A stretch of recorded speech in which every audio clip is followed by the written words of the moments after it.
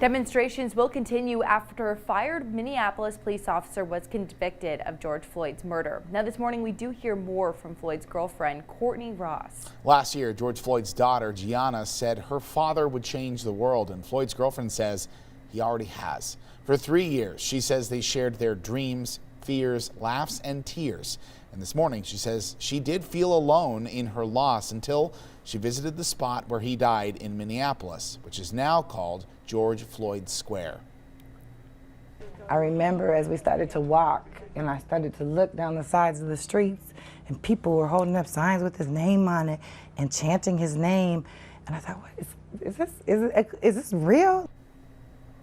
Well, you may remember her testimony from the trial, and now she's hopeful Floyd's death will lead to change and honest conversations about the need to transform policing.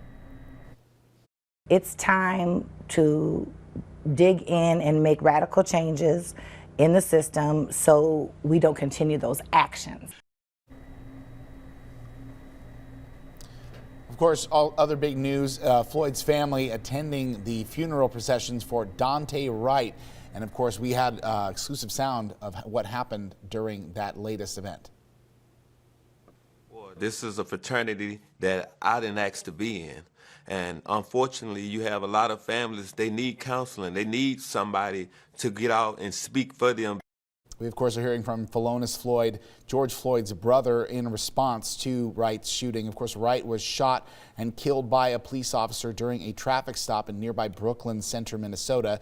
The officer who pulled the trigger allegedly mistook her pistol for her taser.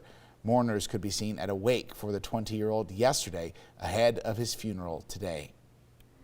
Here in Washington, our sister station in Seattle speaks to Floyd's cousin about what she wants to see happen next. Now that evolution comes in the form of various bills aimed at changing how policing is done throughout the state.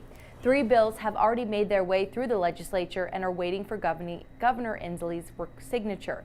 These bills would set up stricter guidelines on police tactics, create an Office of Independent Investigation for police, and bring more de-escalation tactics.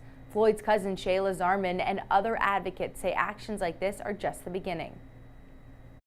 The fight is absolutely not over. The fight will not be over until no one is killed by police officers for no reason. Justice isn't done until justice is served for everyone, for all the families that have suffered through this unnecessary and horrific, experience. Justice won't be served until it stops happening and that the people who do it are held accountable.